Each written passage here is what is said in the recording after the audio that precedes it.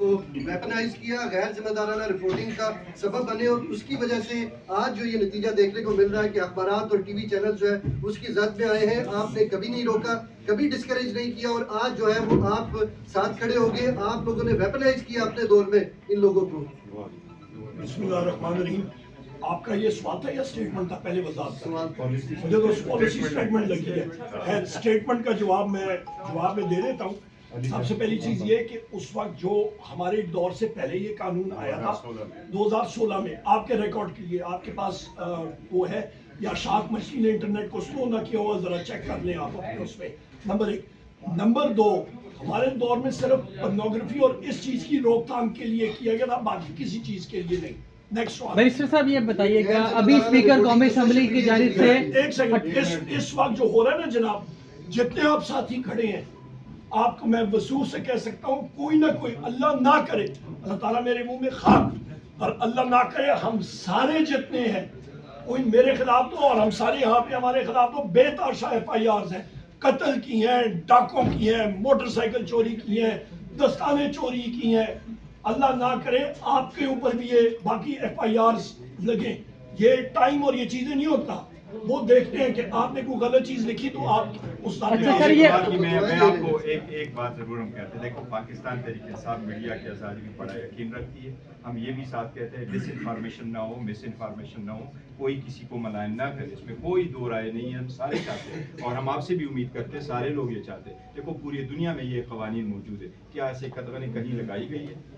ایسی قدغن کی ضرورت نہیں ہے. جس طریقے سے قدغنیں لگائی جا رہی یہ نہیں ہوتی. عمر ایوب صاحب 28 جنوری کو اجلاس طلب کر لیا ہے 11:15 بجے. چوتھا اسپیکر قومی اسمبلی نے مذاکراتی کمیٹی کا چوتھا اجلاس 28 جنوری کو طلب کر لیا 11:15 بجے. اس کے اوپر آپ کا کیا رسپانس ہوگا؟ سیکنڈلی عرفان صدیقی صاحب سے کل ہم نے گفتگو کی، ان کا یہ کہنا تھا کہ اتنی جلدی نہیں کرنی چاہیے، تھوڑی بہار آنے دیتے، ہمارے ساتھ بیٹھتے، ہمارا رد عمل دیکھ لیتے، اور 8 ورکنگ ڈیز 28 کو مکمل ہونے تھے. اگر وہ بلاتے ہیں تو آپ جائیں گے؟ خان صاحب کو قائل کرنے کی کوشش کریں گے؟ سب سے پہلے میرا خیال ہے ان کی بہار شاید مریخ پہ آ رہی ہو.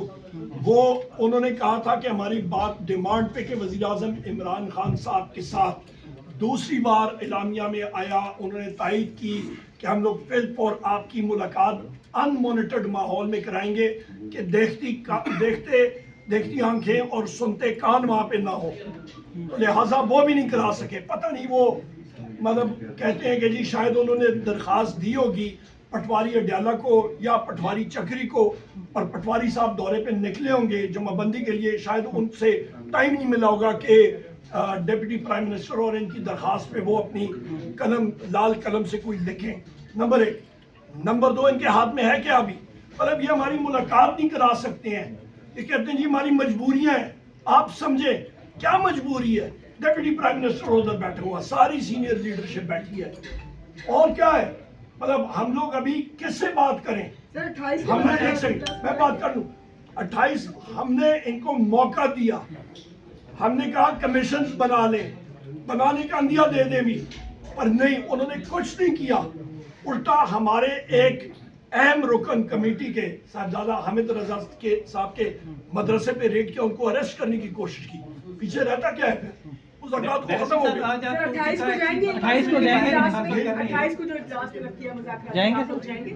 نہیں، یہ ختم، وہ یہ خود اپنی چائے شائے پی لیں. ایک کل خان صاحب نے جو اعلان کیا وہ بڑا ہمارا کیٹیگریکل ہے. ہم نے حکومت کو یہ کہا تھا کہ حل و حاج سے بات آگے بڑھنی چاہیے، فوٹو سیشن نہ ہو.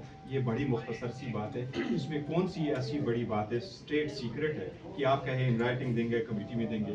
کیا ہم نے جب ان رائٹنگ دیے تو پہلے بھی کھلے ہوئے تھے، ڈیمانڈ اورل تھے، اور ہم نے جب منٹس عمر صاحب لے کے گئے اور عمر صاحب نے وہاں ان کو ہینڈ اوور کر لیا تو وہ سوشل میڈیا پہ حکومت اتنی سیکریسی کس چیز کے رکھ لی تھی؟ اگر ڈکلیئر کر دیں جو تو وہ ڈکلیئر کر دیں. اس لیے خان صاحب کی ہدایات کے مطابق کسی اور میٹنگ میں شرکت نہیں کریں. اچھا، بیرسٹر گور صاحب نے کہا کہ آپ کو الہام کہاں